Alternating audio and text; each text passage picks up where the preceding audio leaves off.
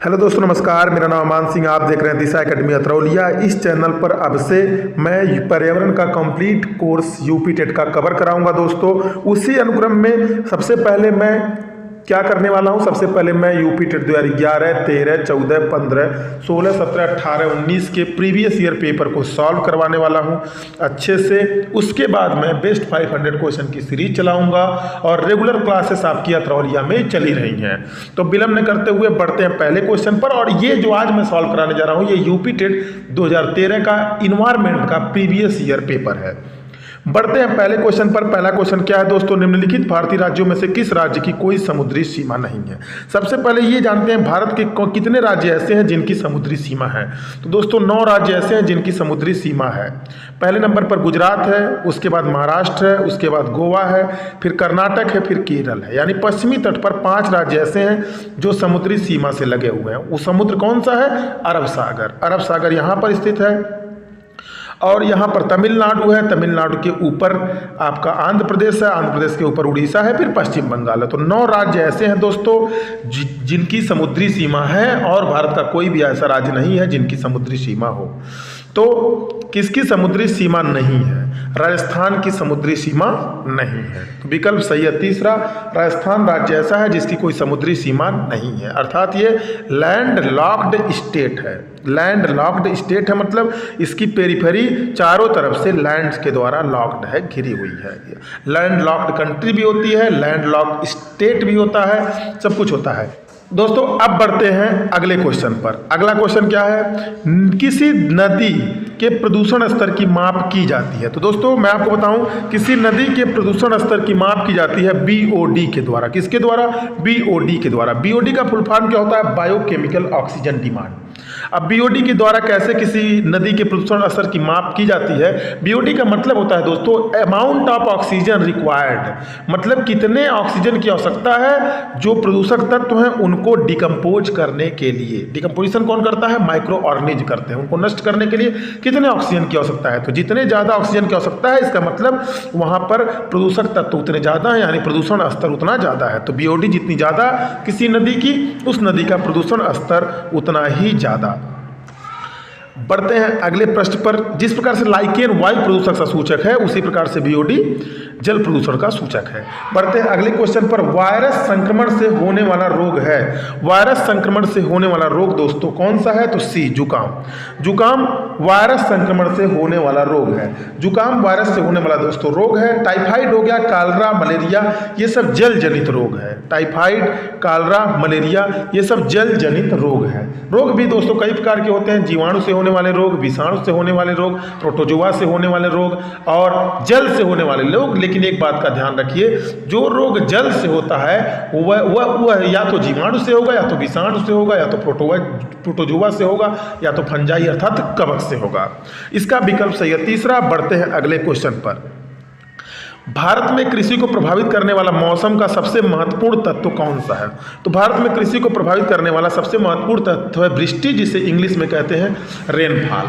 English में कहते हैं रेनफॉल। वृष्टि क्यों? आर्द्रता, तापमान, पवन क्यों नहीं? क्योंकि दोस्तों भारत की जलवायु इस प्रकार की है। अगर आप थोड़ा सा दिमाग लगाएं, ये अर्थ है, अर्थ के बीच में इक्वेटर है, इक्वेटर को भूमध्य रेखा कहते हैं, उसके ऊपर ट्रॉपिक ऑफ कैंसर है, इसे हम कर्क रेखा कहते हैं, नीचे ट्रॉपिक ऑफ कैप्रिकॉर्न है, इसे हम मकर रेखा कहते हैं। इस बीच में जो भी एरिया पाया जाता है इसे हम उष्णकटिबंधीय प्रदेश कहते हैं, और यहाँ पर सबसे ज़्यादा वर्षा होती है। रीजन बहुत सारे हैं, विषय जियोग्राफी का है, लेकिन हम उसको डिटेल में नहीं जाएंगे। जब डिटेल्ड क्लासेस हम चलाएंगे तब उसमें जाएंगे। विकल्प सही है चौथा। बढ़ते हैं दोस्तों अगले प्रश्न पर। वायुमंडल की सबसे ठंडी परत कौन सी है? वायुमंडल की सबसे ठंडी परत कौन सी है दोस्तों? तो वायुमंडल की सबसे ठंडी परत है मध्यमंडल। वायुमंडल की सबसे ठंडी परत कौन सी है? मध्यमंडल है, क्योंकि मध्यमंडल तक वायुमंडल का तापमान गिरता है। आपने पढ़ा होगा, जैसे जैसे अर्थ सरफेस से ऊपर की तरफ बढ़ते हैं टेम्परेचर घटता जाता है। किस रेट से घटता है? यह भी एग्जाम का क्वेश्चन है। 6.5 डिग्री सेल्सियस पर किलोमीटर, यानी 1 किलोमीटर में या 1000 मीटर में 6.5 डिग्री सेंटीग्रेड टेम्परेचर जैसे ऊपर जाते हैं घटता जाता है। ये हमेशा नहीं घटता है। यह सबसे नीचे क्षोभ मंडल होता है, उसके बाद समताप मंडल होता है, उसके बाद मध्य मंडल होता है। मध्य मंडल तक ये घटता है, उसके बाद फिर ये बढ़ता रहता है। तो इसीलिए सबसे ठंडी परत कौन सी होगी? जहां पर टेम्परेचर सबसे कम हुआ, उसके बाद तो बढ़ने लगेगा। इसीलिए मध्य मंडल विकल्प में सही है, मेसोस्फीयर। यह भी एग्जाम में आता है, पृथ्वी से सटे वायुमंडल की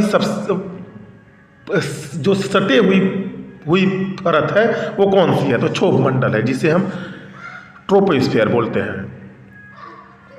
बढ़ते हैं अगले क्वेश्चन पर। अगला क्वेश्चन क्या है? निम्नलिखित में से कौन सी एक ग्रीन हाउस गैस है? सबसे पहले ये समझते हैं ग्रीन हाउस गैसें हैं कौन कौन सी। ग्रीन हाउस गैसें होती क्या है? ग्रीन हाउस गैसें उन गैसों को बोलते हैं जिनसे वाष्प नहीं निकल पाता है बाहर, अर्थात टेम्परेचर बाहर उस एरिया से अगर कहीं पे ग्रीन हाउस गैसें नहीं निकल पाएगा। ग्रीन हाउस गैसों में सबसे ज़्यादा मात्रा होती है दोस्तों जल वाष्प की। अगर आपसे विकल्प में पूछे सबसे ज़्यादा ग्रीन हाउस गैस कौन सी पाई जाती है वायुमंडल में, तो जल वाष्प। इसका प्रतिशत 76 से 72% है। सॉरी 36 से 72% तक यह पाया जाता है।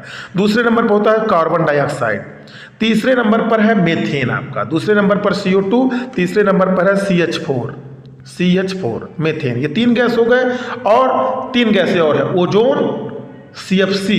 ओजोन और CFC यानी क्लोरोफ्लोरोकार्बन, और एक है नाइट्रस ऑक्साइड, हंसाने वाली गैस। ये 6 प्रमुख गैसें हैं। ग्रीन हाउस गैस की प्रमुख गैसें 6 हैं।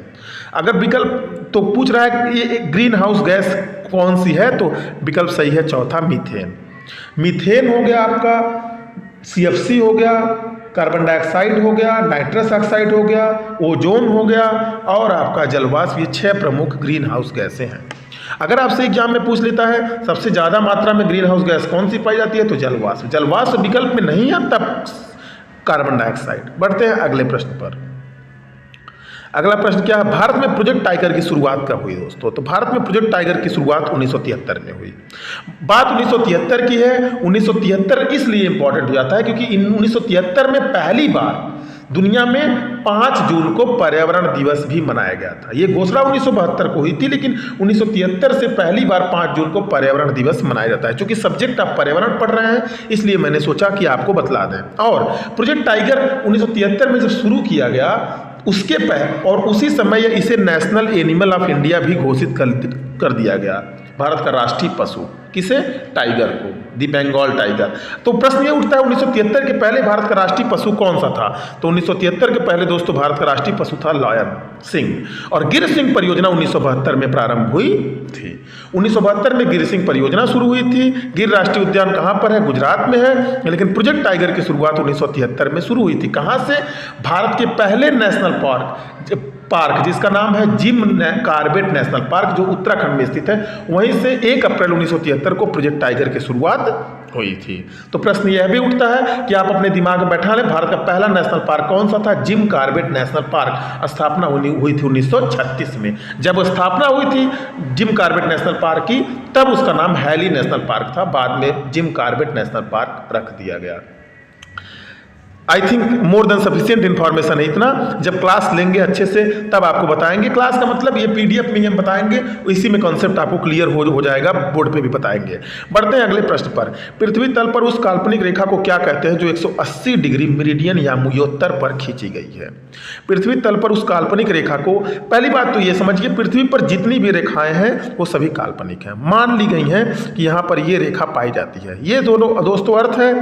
अर्थ पर 2 महत्वपूर्ण रेखाएं हैं। एक को बोलते हैं प्राइम मेरिडियन और इसे बोलते हैं इक्वेटर। प्राइम मेरिडियन बहुत सारी, इसे मेरिडियन बोलेंगे, इसे मेरिडियन बोलेंगे, इसे मेरिडियन बोलेंगे, लेकिन जो सेंटर से होकर जाता है उसे हम प्राइम मेरिडियन या ग्रीनविच लाइन बोलते हैं। ग्रीनविच क्यों? क्योंकि लंदन में एक प्लेस है जिसका नाम है Greenwich. London is a place in England. London में एक प्लेस है जिसका नाम है ग्रीनविच। ग्रीनविच से होकर ही यह मेरिडियन जाती है और इसीलिए इसे प्राइम मेरिडियन कहा जाता है, क्योंकि सब कुछ इसी से डिफाइन होता है। तो प्राइम मेरिडियन की बात नहीं कर रहा है। प्राइम मेरिडियन मतलब प्रधान मध्याह्न रेखा या प्रधान या मुयोत्तर रेखा, जो भी आप बोल लीजिए। Prime meridian is a line which divide the earth into 2 equal part, that is ये प्राइम मेरिडियन है, ये अर्थ को दो इक्वल पार्ट में डिवाइड करता है, एक ईस्टर्न हेमिस्फीयर, एक western hemisphere. And equator is also a line which divide the earth into two equal part, that is northern hemisphere and southern hemisphere. Prime meridian एक ऐसी लाइन है जो पृथ्वी को दो बराबर भागों में बांटती है। वो दो बराबर भाग कौन कौन से होते हैं? एक उत्तरी भाग, सॉरी एक पश्चिमी भाग, एक पूर्वी भाग। और भूमध्य रेखा एक ऐसी रेखा जो पृथ्वी को दो बराबर भागों में बांटती है, एक उत्तरी गोलार्ध और एक दक्षिणी गोलार्ध। प्रश्न उठता है अंतर्राष्ट्रीय तिथि रेखा जो है दोस्तों वह 180 डिग्री मेरिडियन यानी उत्तर पर खींची गई, उसे अंतर्राष्ट्रीय तिथि रेखा कहते हैं। प्राइम मेरिडियन जो खींची गई है वो 0 डिग्री मेरिडियन यानी उत्तर पर खींची गई है। क्लियर? अब कर्क रेखा क्या है, विषुवत रेखा क्या है, प्रधान यानी उत्तर रेखा, इसी को बोलते हैं प्राइम मेरिडियन को। कर्क रेखा ट्रॉपिक ऑफ कैंसर को बोलते हैं। Tropic of cancer 23.5 degree north यानी 23.5 डिग्री उत्तरी छोर पर जो है वो कर्क रेखा। और भारत से कौन सी रेखा होकर जाती है? तो भारत से कर्क रेखा होकर जाती है। कितने राज्यों से होकर जाती है? तो 8 राज्यों से होकर दोस्तों जाती है। विषुवत रेखा भूमध्य रेखा को बोलते हैं, भूमध्य रेखा को हम विषुवत रेखा बोलते हैं। बढ़ते हैं अगले प्रश्न पर। निम्नलिखित में से किस राज्य में गल्फ ऑफ मन्नार मेरीन राष्ट्रीय पार्क स्थित है? निम्नलिखित में से किस राज्य में गल्फ ऑफ मन्नार मेरीन राष्ट्रीय पार्क स्थित है? मतलब कहने का यह है गल्फ ऑफ मन्नार ये इंडिया है, इंडिया के यहाँ नीचे श्रीलंका है, तो श्रीलंका और इंडिया के बीच में एक स्ट्रेट है जिसे बोलते हैं park straight. Park straight, park straight के दक्षिण में और इंडिया और श्रीलंका के मध्य में एक बे है जिसे बोलते हैं, एक गल्फ है दोस्तों जिसे बोलते हैं गल्फ ऑफ मन्नार या मन्नार की खाड़ी। इसे भारत का राष्ट्रीय पार्क घोषित किया गया है। प्रश्न यह है मन्नार की खाड़ी राष्ट्रीय पार्क कहाँ पर है? इसे बायोस्फीयर रिजर्व भी घोषित किया गया है दोस्तों, बायोस्फीयर रिजर्व भी इसे घोषित किया गया है। तो यह कहाँ पर है? यह तमिलनाडु राज्य के अंतर्गत आता है। अगर कोई पूछे यह मैरीन क्यों? क्योंकि यह समुद्री राष्ट्रीय पार्क है। कैसा राष्ट्रीय पार्क है दोस्तों? समुद्री राष्ट्रीय पार्क है। तमिलनाडु राज्य के क्राइटेरिया में दोस्तों यह आता है। और एक बात प्रश्न ये उठता है कि यह जो मन्नार राष्ट्रीय पार्क है, मन्नार मैरीन राष्ट्रीय पार्क, यह बंगाल की खाड़ी का हिस्सा है या अरब सागर का? अगर मैप देखेंगे तो आपको लगेगा बंगाल की खाड़ी का, लेकिन एग्जैक्टली है ये अरब सागर का हिस्सा। बढ़ते हैं अगले प्रश्न पर। जनगणना 2011 के अनुसार भारत में लिंगानुपात है, विकल्प सही है पहला, सबको पता होगा लगभग 940:1000। यहाँ पर 1000 क्या है, 940 क्या है? मीन्स लिंगानुपात होता है क्या है? इंग्लिश में इसे सेक्स रेशियो कहते हैं। सेक्स मतलब होता है लिंग, रेशियो मतलब होता है अनुपात। इंग्लिश में इसे सेक्स रेशियो कहते हैं। मीन्स नंबर ऑफ फीमेल पर 1000 मेल, नंबर ऑफ फीमेल पर 1000 male is called sex ratio और लिंगानुपात। यानी 940 फीमेल है इंडिया में 2011 जनगणना के अनुसार, कितने पुरुष पर? 1000 पुरुष पर, इसी को लिंगानुपात कहते हैं। बढ़ते हैं अगले प्रश्न पर। निम्नलिखित में से किस एक प्राणी को किसान का मित्र कहा जाता है? केचुआ को दोस्तों किसान का मित्र कहा जाता है। केचुआ को किसान का मित्र कहा जाता है क्योंकि केचुआ नीचे की मिट्टी को ऊपर की सतह पर लाने का कार्य करता है, जिससे मिट्टी और अधिक उपजाऊ हो जाती है। इसीलिए केचुआ को किसान का मित्र कहा जाता है। केचुआ को किसान का मित्र या मित्र कहा जाता है। बढ़ते हैं अगले प्रश्न पर। पर्यावरण को बचाने के लिए चिपको आंदोलन से कौन सा राज्य जुड़ा हुआ है? उत्तराखंड। चिपको आंदोलन कब शुरू हुआ था? 1973 में। कौन सा राज्य जुड़ा हुआ है? उत्तराखंड। कौन से व्यक्ति जुड़े हुए हैं? चंडी प्रसाद भट्ट और सुंदरलाल बहुगुणा। अगर आपसे एग्जाम में पूछे कि चिपको आंदोलन के प्रणेता कौन थे, आपको अगर विकल्प में 2 ऑप्शन है, चंडी प्रसाद भट्ट भी है, सुंदरलाल बहुगुणा भी है, आपको चंडी प्रसाद भट्ट लगाना है। आपको दोस्तों चंडी प्रसाद भट्ट लगाना है। क्यों चंडी प्रसाद भट्ट लगाना है? क्योंकि चंडी प्रसाद भट्ट को प्रणेता माना जाता है। चंडी प्रसाद भट्ट को इसका प्रणेता माना जाता है। यह चिपको आंदोलन शुरू होने के पहले चंडी प्रसाद भट्ट ने एक आंदोलन शुरू किया था, उसका नाम मैं अभी भूल रहा हूँ फिलहाल, अब मैं कमेंट में पिन करके उसका नाम डाल दूंगा। उसी से प्रेरणा लेकर सुंदरलाल बहुगुणा, चंडी प्रसाद भट्ट, गौरा देवी, इन लोगों ने 1973 में उत्तराखंड के चमोली जिले में उत्तराखंड के चमोली जिले में चिपको आंदोलन प्रारंभ किया था। यह आंदोलन क्या था? इस आंदोलन में वृक्षों को जो लोग काट रहे थे तो उससे वृक्षों को बचाने के लिए महिलाएं और पुरुष वृक्षों को पकड़ करके सट जाती थी या अपने आप को, अपने शरीर को उस लपेट कर खड़ी हो जाती थी। इसी को पेड़ों से चिपक कर खड़े हो जाते थे कि अगर पेड़ काटोगे तो मुझे भी काटना पड़ेगा, इसीलिए इसका नाम पड़ा चिपको आंदोलन। किस राज्य से संबंधित है? उत्तराखंड से। कब शुरू हुआ? 1973 में। किस प्रेरणा कौन थे? चंडी प्रसाद भट्ट। अगर चंडी प्रसाद भट्ट ऑप्शन में नहीं है तब सुंदरलाल बहुगुणा लगाएंगे, सुंदरलाल बहुगुणा ऑप्शन में नहीं है तब चंडी प्रसाद भट्ट लगाएंगे। लेकिन चंडी प्रसाद भट्ट और सुंदरलाल बहुगुणा दोनों का योगदान है, लेकिन प्रेरणा चंडी प्रसाद भट्ट माने जाते हैं। क्लियर? बढ़ते हैं अगले प्रश्न पर। जीवों के व्यवहार का अध्ययन किया जाता है। जीवों के व्यवहार का अध्ययन दोस्तों कहाँ किया जाता है? इथोलॉजी। विकल्प सही है तीसरा। इथोलॉजी में जीवों के व्यवहार का अध्ययन किया जाता है। नियोलॉजी में तंत्रिका तंत्र का अध्ययन किया जाता है। तंत्रिका तंत्र का अध्ययन किया जाता है, नियोलॉजी।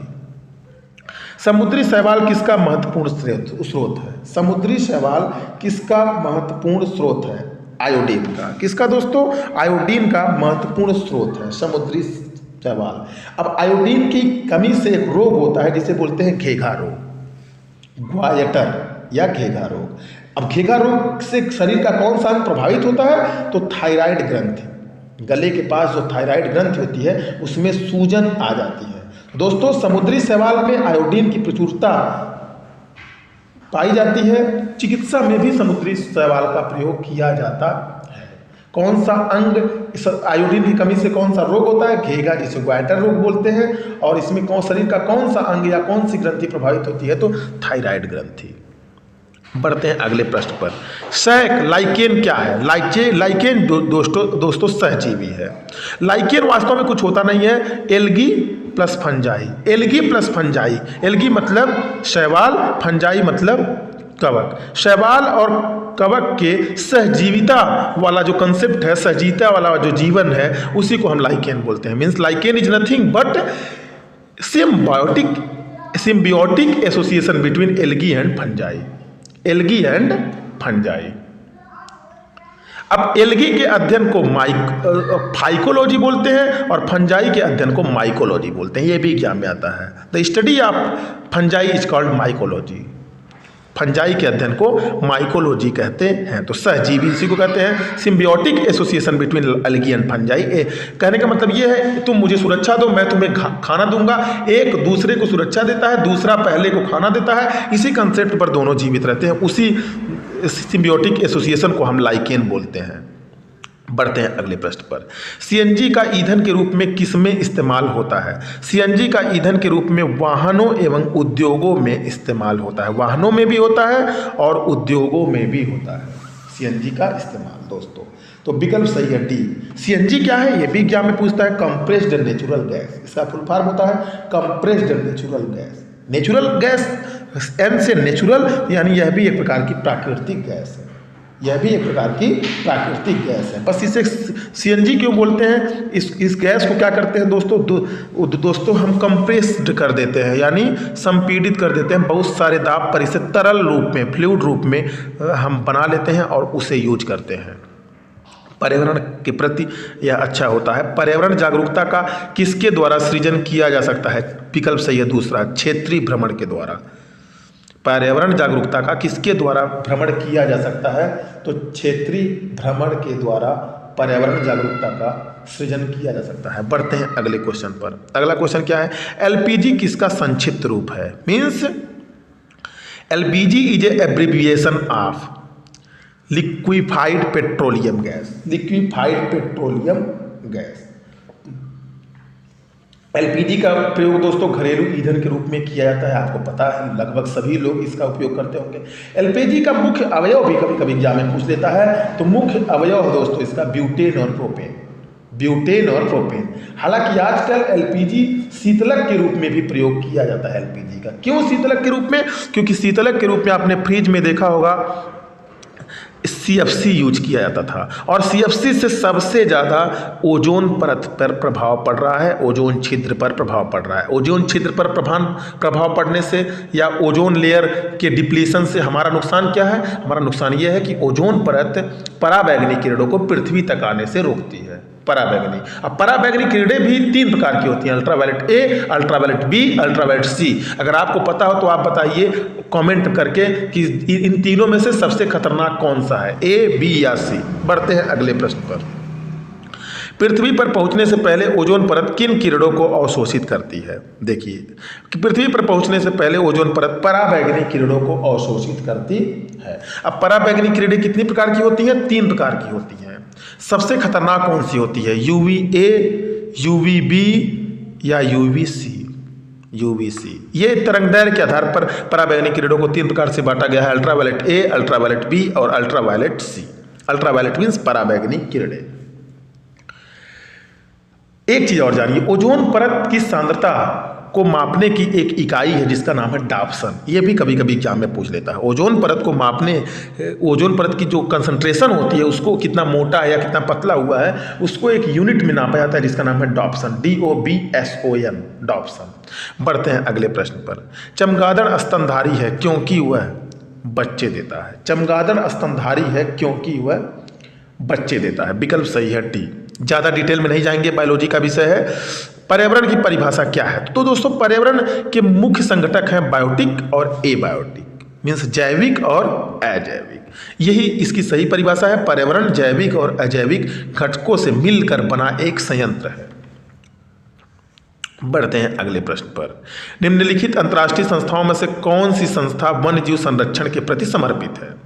कौन सी संस्था वन्यजीव संरक्षण के प्रति समर्पित है? तो दोस्तों इनमें से तो कोई भी संस्था वन्यजीव संरक्षण के लिए समर्पित नहीं है। लेकिन अगर आपको लगाना हो तो आप इसमें से क्या लगाएंगे? देखिए, यूनेस्को कल्चरल और सांस्कृतिक चीज़ों की एक संस्था है। ऑर्गन है, किसका ऑर्गन नहीं कहेंगे, एक मतलब सब्सिडरी बॉडी है, किसका? यूनाइटेड नेशन का। यूनाइटेड नेशन की स्थापना 24 अक्टूबर 1945 को हुई थी। UNEPA भी नहीं संबंधित है। UNDP United Nation Development Programme. WHO किससे संबंधित है? तो WHO दोस्तों हेल्थ से संबंधित है, जिसका मुख्यालय जिनेवा में है। 7 अप्रैल 1948 को इसकी स्थापना हुई थी। 48 या 46 से, मुझे डेट में थोड़ा कन्फ्यूजन है, इसे मत नोट कीजिएगा WHO के, लेकिन 7 अप्रैल को ही हम विश्व स्वास्थ्य दिवस मनाते हैं।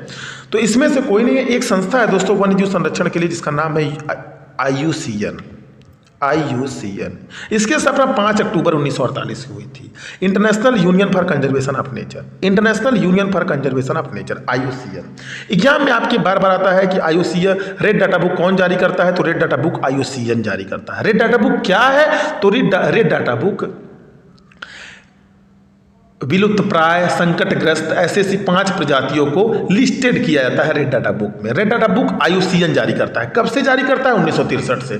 IUCN की स्थापना कब हुई थी? 5 अक्टूबर 1948 को। कब से रेड डाटा बुक जारी करता है? 1963 से। इसी की एक सहयोगी संस्था जिसका नाम है WWF, world wild fund for nature. इसकी स्थापना 1961 में हुई थी, लेकिन कुछ किताबें 1962 कहती हैं, विकिपीडिया 1961 कहता है। WWF IUCN की एक सहयोगी संस्था है दोस्तों, जिसका मुख्यालय स्विट्जरलैंड के ग्लैंड में है। तो वास्तव में वन्यजीव संरक्षण से संबंधित संस्था IUCN है। भारत में वन्यजीव संरक्षण अधिनियम कब पारित हुआ? 1972 में। भारत में वन संरक्षण अधिनियम कब पारित हुआ? 1980 में। भारत में पर्यावरण संरक्षण अधिनियम कब पारित हुआ? 1986 में। ये एग्जाम में पूछता है रेगुलरली, इसीलिए मैंने बता दिया। वन्यजीव संरक्षण अधिनियम भारत में 1972 में पारित हुआ था। वन संरक्षण अधिनियम भारत में 1980 में पारित हुआ था। पर्यावरण संरक्षण अधिनियम भारत में 1986 में पारित हुआ था। वास्तव में वही यहाँ पर विकल्प कोई भी ऐसा नहीं है जो वन्यजीव संरक्षण के प्रति समर्पित है, लेकिन अगर तीनों के बारे में हमें जानकारी है, चौथा हमें नहीं पता, इसी को आप लगा सकते हैं। ये से और UNDP, WHO और यूनेस्को वन्यजीव संरक्षण से संबंधित संस्था नहीं है। बढ़ते हैं अगले प्रश्न पर। कृत्रिम वर्षा के लिए, मेघ बीजन के लिए प्रयुक्त रसायन कौन सा है? Silver iodide. कृत्रिम वर्षा सिल्वर आयोडाइड की सहायता से कराई जाती है। कृत्रिम वर्षा मीन्स ऐसी वर्षा जो मानव के द्वारा कराई जाए, आर्टिफिशियली। बढ़ते हैं अगले प्रश्न पर। बायोडीजल तैयार किया जाता है जेट्रोफा से। बायोडीजल कैसे तैयार किया जाता है? जेट्रोफा से। जेट्रोफा एक बायोडीजल प्लांट है, ये भी एग्जाम में आपके आ सकता है। ये देश का पहला बायोडीजल संयंत्र काकीनाडा, आंध्र प्रदेश में स्थापित किया गया था। काकीनाडा, आंध्र प्रदेश में एक प्लेस है काकीनाडा, वहाँ पर देश का पहला बायोडीजल संयंत्र स्थापित किया गया था। विश्व ओजोन दिवस कब मनाया जाता है? 16 सितंबर को। 16 सितंबर को विश्व ओजोन दिवस दोस्तों मनाया जाता है। ओजोन दिवस, ओजोन लेयर कहाँ पाई जाती है? समताप मंडल में। समताप मंडल में ओजोन लेयर पाई जाती है। ओजोन लेयर क्या करती है? तो यह ओजोन लेयर पराबैंगनी किरणों को पृथ्वी पर आने से रोकती है। ओजोन की कंसंट्रेशन किस यूनिट में मापी जाती है? तो उसका मात्रक है डाप्सन। उसका मात्रक है डाप्सन। पराबैंगनी किरणें कितने प्रकार की होती हैं? अल्ट्रावायलेट ए, बी, सी। सबसे खतरनाक कौन सी होती है? ये कमेंट में आपको बताना है। बढ़ते हैं अगले प्रश्न पर। सिल्वीकल्चर संबंधित है, तो सिल्वीकल्चर दोस्तों किससे संबंधित है? सिल्वीकल्चर सिल्क से संबंधित नहीं है, वन एवं वन्य उत्पाद से संबंधित है सिल्वीकल्चर। सेरीकल्चर सिल्क से संबंधित है। सेरी, SERI, सेरीकल्चर सिल्क से संबंधित है। सिल्वीकल्चर सिल्क से संबंधित नहीं है, ये दिमाग में बैठा लीजिएगा, क्योंकि जैसे ही आप ऑप्शन देखेंगे आप सिल्क लगा लेंगे, गलत हो जाएगा। वन एवं वन्य उत्पाद से संबंधित है सिल्वीकल्चर। सेरीकल्चर सिल्क से संबंधित है। बढ़ते हैं अगले प्रश्न पर। निम्नलिखित में से किस जनपद में चंद्रप्रभा वन्यजीव अभ्यारण्य स्थित है? तो चंदौली में चंद्रप्रभा वन्यजीव अभ्यारण्य दोस्तों स्थित है। चंद्रप्रभा वन्यजीव अभ्यारण्य उत्तर प्रदेश का पहला वन्यजीव अभ्यारण्य है, जिसकी स्थापना 1957 में हुई थी। 1957 में हुई थी चंद्रप्रभा वन्यजीव अभ्यारण्य की। चंदौली जिला उत्तर प्रदेश का एक जिला है जिसका नाम है चंदौली। लखीमपुर खीरी उत्तर प्रदेश का सबसे बड़ा जिला है एरिया वाइज। बढ़ते हैं अगले प्रश्न पर। निम्नलिखित में से कौन द्वितीय श्रेणी का उपभोक्ता है? निम्नलिखित में से कौन द्वितीय श्रेणी का उपभोक्ता है? तो सांप द्वितीय श्रेणी का उपभोक्ता है। सांप द्वितीय श्रेणी का उपभोक्ता है। हाथी एवं बकरी प्रथम श्रेणी के उपभोक्ता है। हाथी एवं बकरी, हाथी भी और बकरी भी।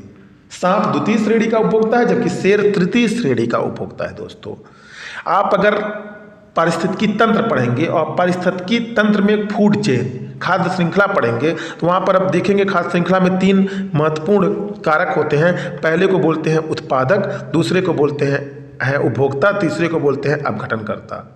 उत्पादक किसे कहते हैं, अपघटनकर्ता किसे कहते हैं और उपभोक्ता किसे कहते हैं? देखिए उत्पादक भी कई प्रकार के होते हैं। प्राथमिक उत्पादक, द्वितीयक उत्पादक, तृतीयक उत्पादक।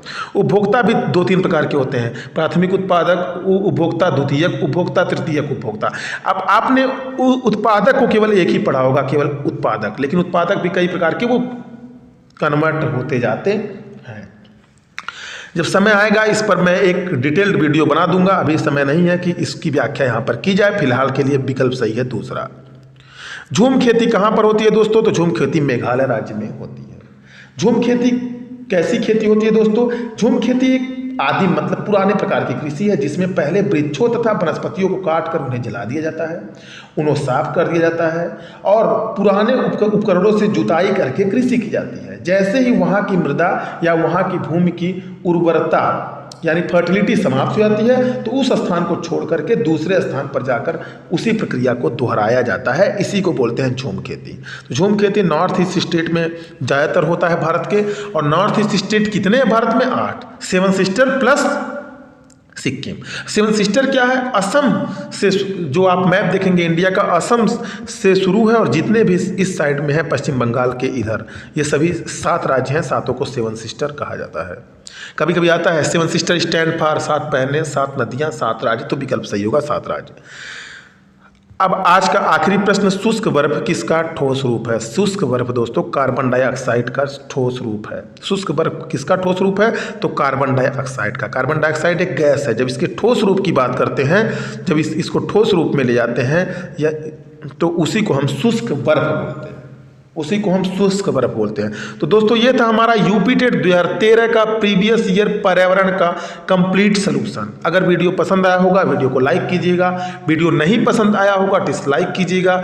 अगर आपको लगेगा कि वीडियो आपके लिए महत्वपूर्ण है, चैनल को सब्सक्राइब कीजिएगा, बेल आइकन भी दबा दीजिएगा ताकि लेटेस्ट नोटिफिकेशन आप तक पहुंचता रहे।